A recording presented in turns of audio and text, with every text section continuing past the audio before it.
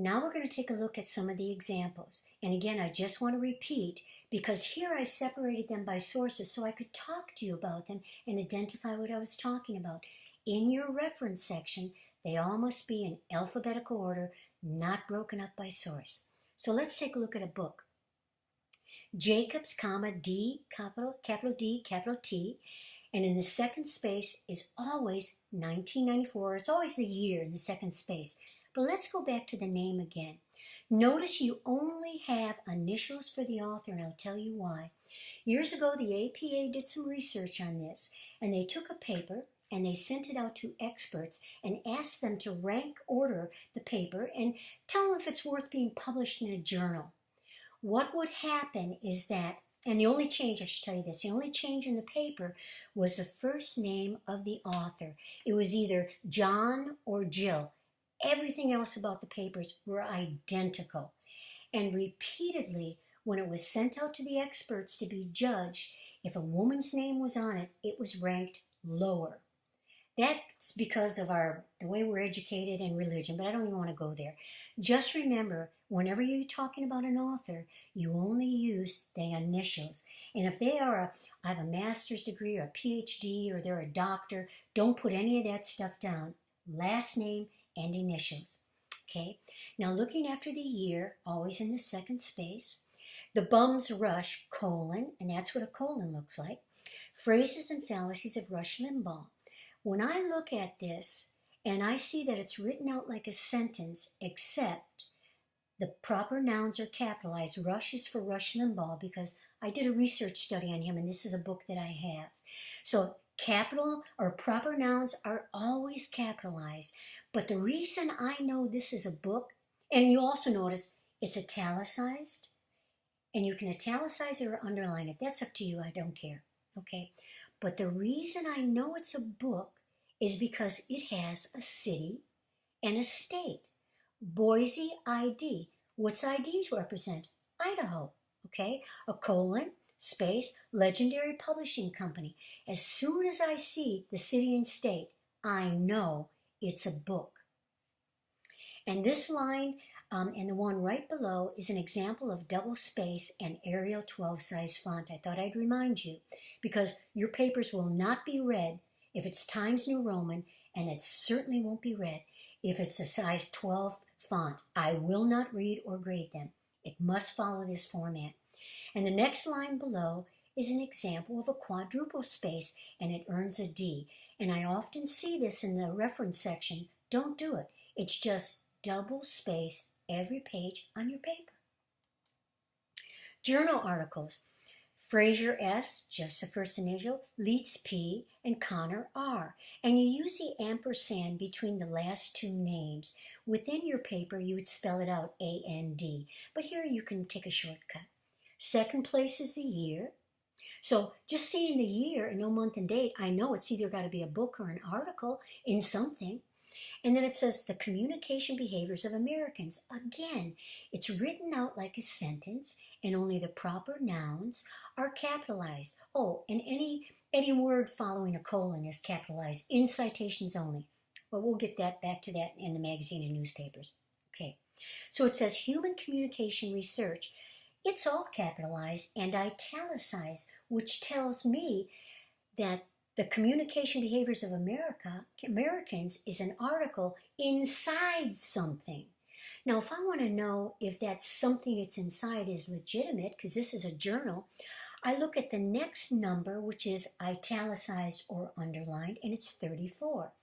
That indicates the volume, and a volume represents how many years something was published.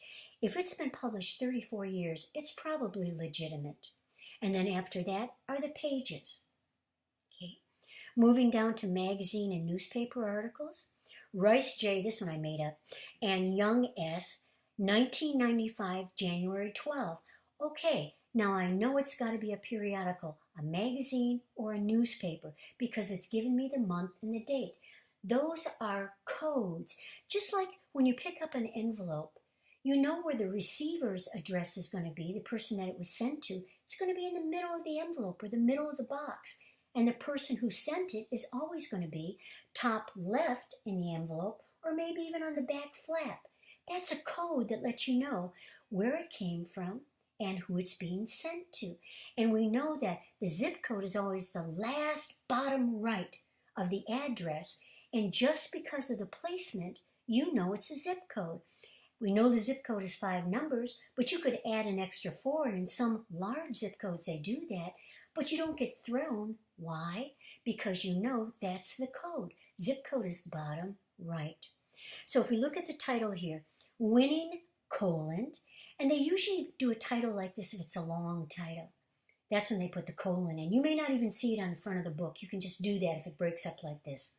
Winning, colon, space, capital letter for the first word following a colon within citations. Fundamentals of practice.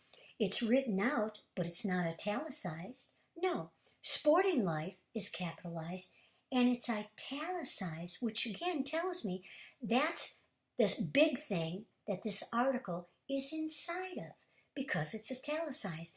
And next to it, we have the page numbers. Moving on. Encyclopedia or dictionary. Sadie S. And here, if it's an editor, you can put the editor because that tells you this person didn't write the book, but they organized all of the other people who contributed to this particular book or volume. So they get the credit for putting it together, but not for writing it. So you indicate that by saying editor, and the capital ED stands for editor. Then the year, always in the second place. Then the New Webster Dictionary of Music and Musicians, 6th edition, volumes 1 through 20. They've got a city, and because London is so big and it's a different country, you don't have to put the state. You just put London and it'll be fine. Colon, and Macmillan is the publisher. And you can see that the New Webster Dictionary of Music and Musicians is all italicized, and that tells me it's got to be the title, and it's written like a sentence except for the proper noun, which would be Webster. Television broadcast. Now this I don't know if you would use, but I thought I'd give it to you just in case. And Crystal L., just an initial, executive producer. So we know now if it's an executive producer, it's not a book. 1993, October 11th, but we know it's not a book. And then the McNair Lear News Hour. And in brackets you would put television broadcast. And that tells you, you're right, it's not a book. The title is still going to be italicized, but it's a television broadcast, and we'll put that in brackets so that you'll recognize that. And it's, if you want it, you can find it in Washington, D.C. by getting in touch with the Public Broadcasting Service. You could actually get this particular edition or issue of this show by calling, Washington, D.C. Public Broadcasting Service and give them this information. And that's why it's there. A reference section is to help your readers find any of the sources you may have used if they want to. An internet article.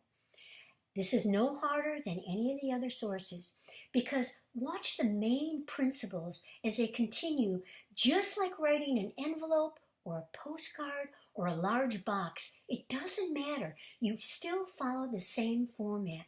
So it's Vandebost, G, Nap, S, and then the ampersand, and J, Doe. Then the year, and then roll of reference elements in the selection of resources by psychology undergraduates. That's got to be an article inside of something because it's not underlined or italicized. The Journal of Bibliographic Research, that's a source. What's the volume number? 5. What pages? 117 to 123. And when did you find it? So whenever it's an internet article, you write retrieved October 13th, 2001, whenever you retrieved it from, and then you put the URL. What I want you to notice about this URL is that if you didn't have any authors, there was no Vandebost, Knapp, or Doe, you just had the title, you would look at the URL and you see where it says jbr.org. Well, JBR you would spell out because that's the author. And what does it represent? Look above, the Journal of Bibliographic Research. That would be where the author's name would go. You look at the URL and you just put the name of the page. They're the author. So I'm going to read the paragraph below.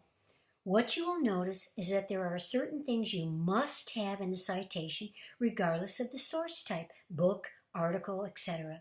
Like mailing something at the post office. It doesn't matter if you are mailing an envelope, and it doesn't matter what size, a box, or a postcard.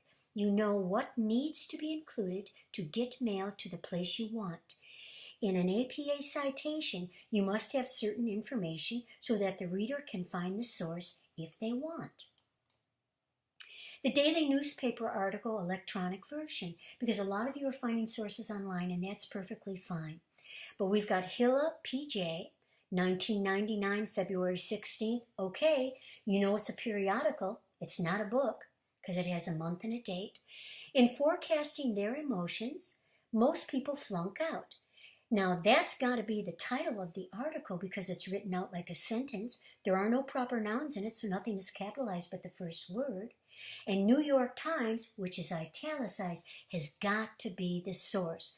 Then you put retrieved, November 21st, 2000, and it'd be the date that you retrieved it from, and then you give it New York Times. And again, if you didn't have an author, Hilla PJ, you would have to write it out, New York Times. No abbreviations for names except for authors' first and middle names.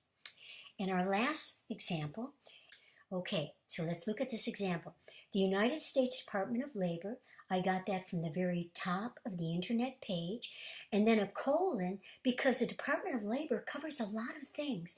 Let's be more specific to help anybody who wants to find it, find it. That would be colon, Bureau of Labor Statistics. This is the author. And then Sentencing Commission. And so that's all part of the author. And then I've got 2015, December 17th, because I found that publication information on the bottom of the page of the website I looked at, because sometimes they give you the copyright date. Then it says Public Relationship Specialist. That's just an occupation I picked. And you would write it out like that. And then you put Occupational Outlook Handbook, and it's italicized, and that tells you that's the name of the source. Retrieved February 6, 2016 from www.BIS, right?